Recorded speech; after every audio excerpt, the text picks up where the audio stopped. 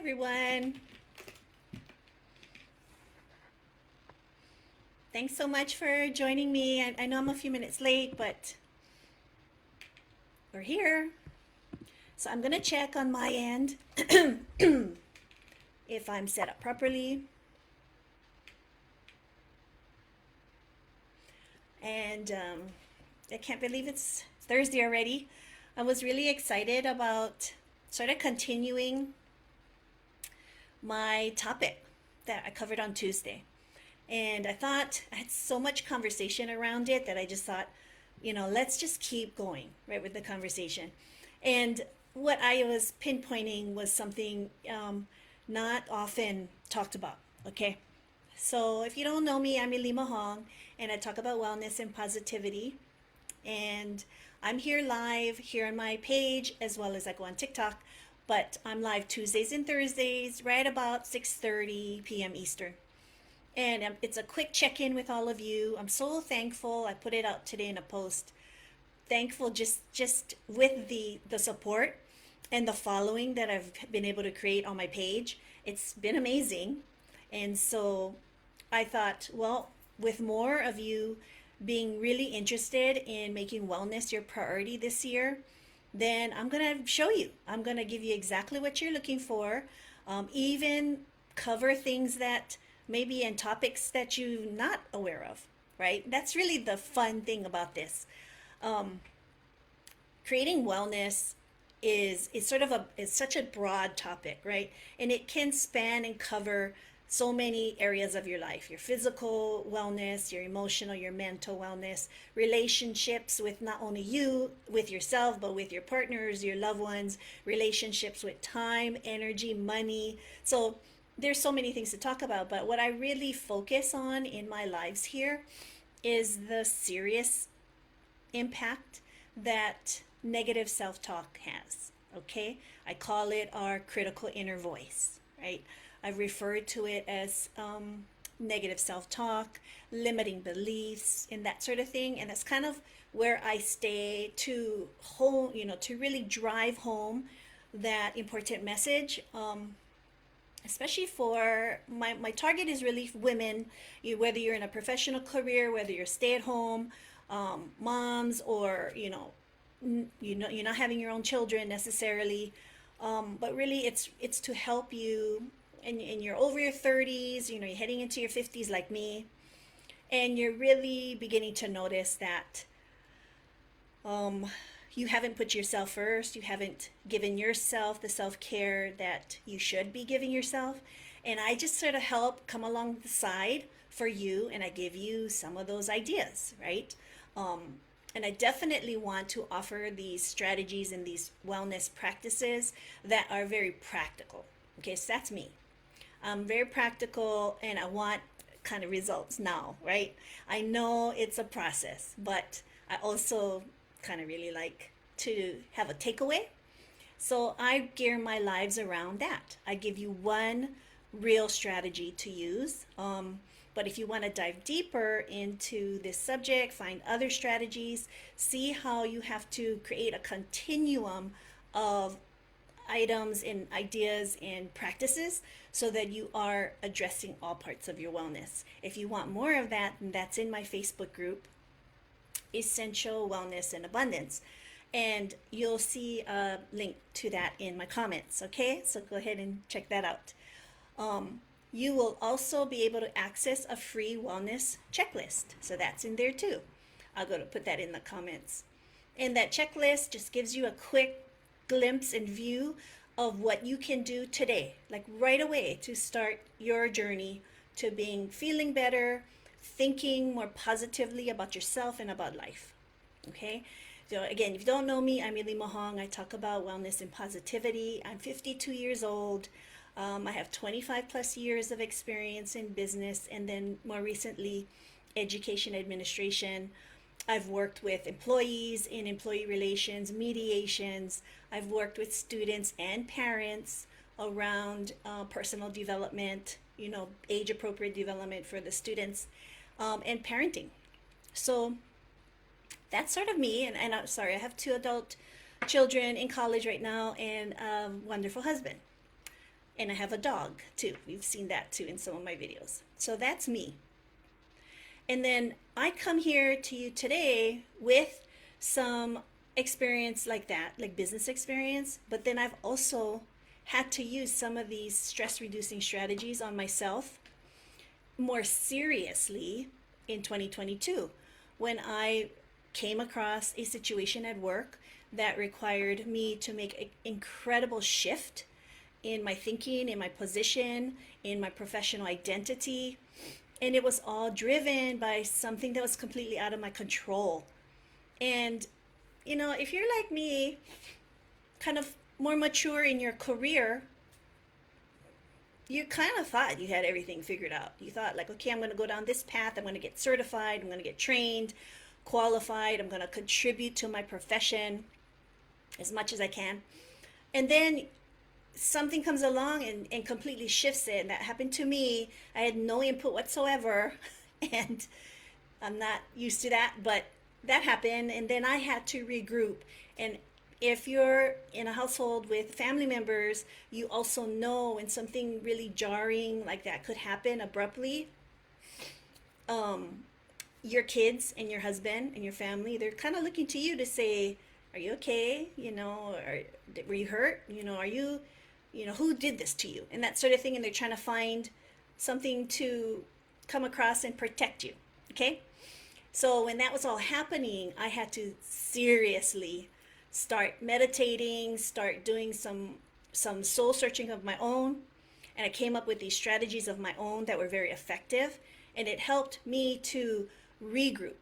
Okay, it helped me to accept things that are out of my control. And so but I did it on a daily basis, and I had to work at it. Okay, and I thought I was coming along fine.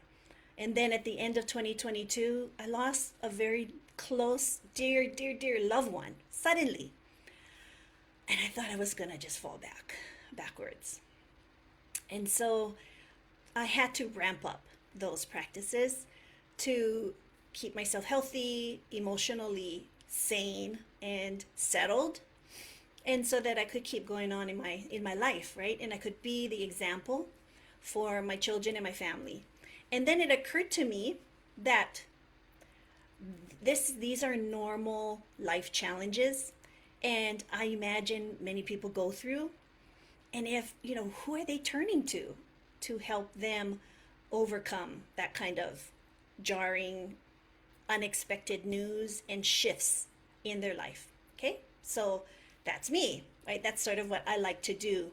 I'm often the one in my friend group kind of giving advice. It's usually about parenting or career advice. And I'm not saying I know it all, but I tend to, with my friends, talk with them through those questions and so forth that they have. And then I often share my own experiences. So I'm doing it here. Okay, so let me get right into the subject.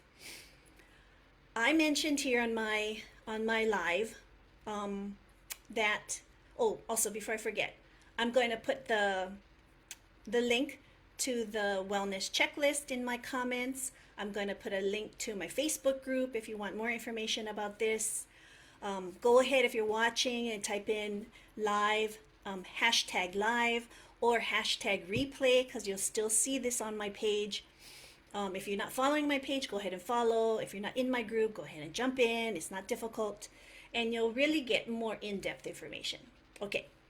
So I mentioned on my title of my live, right, that there are self-sabotaging habits and decisions that we make every day that stand in the way of our success. And success, if I sort of define that more clearly here, success is just having a positive day, having positive, enriching conversations, with other people. I'm not talking about, going and trying to be president or anything, although that could be, something you're looking to do. But I'm really just talking about your day to day. How do you interact with your children? How do you interact with your coworkers? How do you interact at the grocery store? I mean, we're talking about just day to day. And oftentimes self-sabotage could portray to many that it's like a really large, big behavior. Okay, like if things are not going well in your life and you just start to feel very negative about things, then you turn to drugs or alcohol to sort of numb the challenge or the stress you have. I'm not talking about that. That's evident. That is definitely valid. Okay, that happens. If that's happening for you, you need to definitely get some help. Maybe talk to your doctor or something, because I'm not a doctor. But what I'm talking about is just the little decisions we make in the day. And there are some. So I'm going to share two with you. Okay? Drink some water. Excuse me. So, one example of a self-sabotaging habit we could do to ourselves is, for example, you really like to start your year off with a new goal, and maybe it is to lose weight. Okay? So you start to envision that and you get excited and you start to plan, okay, this is what I'm going to do, this is the program I'm going to do, or these are the steps I'm going to take. But instead of jumping right into it, you find excuse after excuse to kind of put it off. So you're saying to yourself, oh, today's Friday, so I'm going to start it on Monday, so this weekend I can just kind of eat what I want. Initially, you were all jazzed to do it. You were getting the endorphins and the excitement and enthusiasm for doing something good for yourself. But little by little, that there's a critical voice that's sort of living with you too, and starts to speak to you about putting it off. Okay? That's self-sabotaging. And that could happen daily. It could just be either a diet this week, and then next week it's, decluttering, and then the following week it's maybe fixing something at the home, or fixing something for yourself. But it's on and on and on and more, because you allow that critical voice to take over. You stand in your own way. Okay? So that's one. Another example is, if you're wanting to find a love of your life, right? To start a relationship, and you start to look. But you create such a long list of expectations that there's actually nobody out there who can check off every box on your list. And that's a form of self-sabotage too. Okay? Instead of having a healthy, or being optimistic and maybe just kind of meeting someone now, looking for someone with the same values as you, or something like that, instead of some of these really unachievable standards, like filthy rich or super rich, and has a car, has a house, has 2 houses, 3 houses, or that sort of thing, looks a certain way.